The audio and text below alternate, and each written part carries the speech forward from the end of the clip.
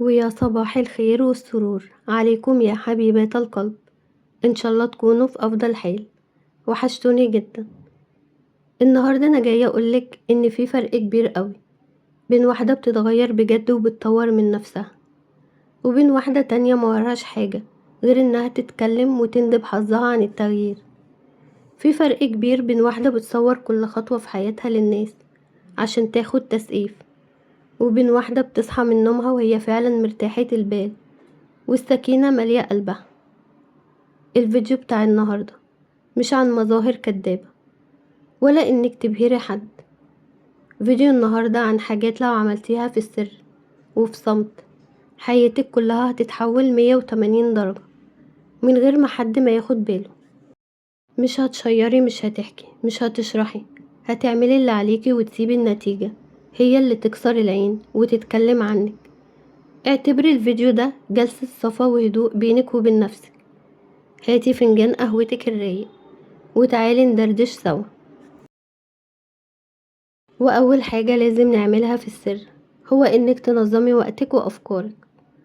وأكبر وهم بنعيش فيه هو إن الشطارة لازم الكل يشهدلك بيها، وإنك تصوري إنك صاحية بدري ويومك متقسم. والحقيقة إن أقوى ناس منظمة هي الناس اللي محدش شايفها، لأن تنظيم الوقت ده راحة نفسية ليكي انتي، مش مظهر قدام الناس. هاتي ورقة وقلم في السر واكتبي 3 حاجات بس لو خلصتيهم هتكوني مرتاحة. حاجة لنفسك، حاجة لبيتك أو شغلك، وحاجة لمستقبلك. اعملي ده لشهر واحد في صمت، وهتلاقي نفسك هادية ورايقة ومن غير توتر، ومحدش عارف انتي عملتي ده ازاي.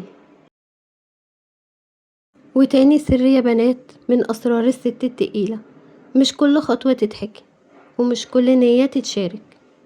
في ناس لما بتحكي ليهم مش شرط يحسدوكي، بس ممكن يقلقوا عليكي، والقلق ده طاقة سلبية بتعطلك.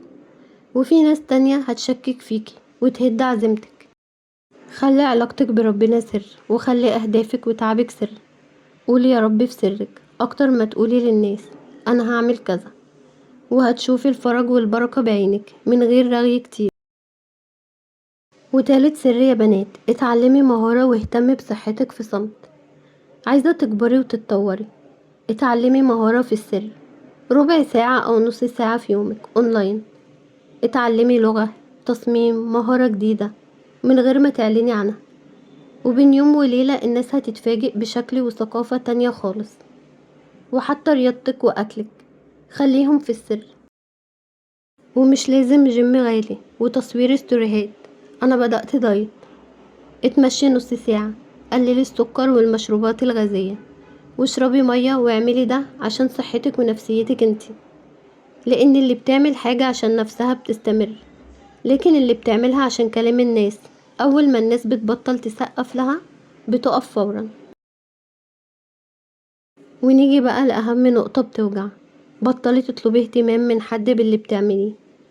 الاهتمام اللي بتطلبيه أو بتلمحي ليه بيوجعك، لكن الاهتمام اللي بتديه لنفسك وبتحرمي الناس من إن يشوفوا نقطة ضعفك هو اللي بيشفيكي. حتى بيتك اهتمي بيه وبنظافته في هدوء. البيت مش صالة عرض على السوشيال ميديا، البيت ملجأ وحضن وأمان ليكي ولأسرتك. لما تروقي بيتك في هدوء وتعملي ركن خاص بيكي، نفسيتك هتبقى أقوى مليون مرة. أما السر الخامس هو إخفاء نقاط الضعف ورسم خطة. الست التقيلة الواعية عمرها ما بتكشف نقطة ضعفها لحد. مش كل اللي بيسمعك أمين، ومش كل اللي بيقرب منك قلبه نضيف. الضعف لما بيطلع في مكان غلط بيتحول لسلاح ضدك. خلي دموعك وشكوتك بينك وبين ربنا بس. ارسمي خطة لحياتك في السر، انت عايزة ايه كمان سنة، كمان 3 سنين. واللي ما عندهاش اتجاه يا بنات بتوه. الناس ما بيعرفوش يفسدوا حاجة ما يعرفوش عنها اي حاجة. وعشان تعيشي مرتاحة لازم يكون عندك أسرارك وخططك الخاصة. يا بنات كل الحاجات دي محتاجة ست روحها مشحونة وواثقة من نفسها. الناس اللي روحها فاضية هي اللي بتحكي وبتشتكي كتير وبتستنى تسقيف.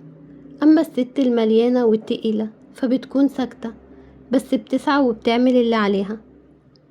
حابة أسألك سؤال وجاوبيني عليه بصراحة في التعليقات. هل في حاجة من دي عملتيها في السر قبل كده وفرقت معاكي؟ ومستنية تشتركوا في قناة بهدوء مع منى وتفعلوا الجرس عشان نكبر سوا مع بعض. كانت معاكم منى، والسلام عليكم ورحمة الله وبركاته. يا رب دايما في أفضل حال. سلام.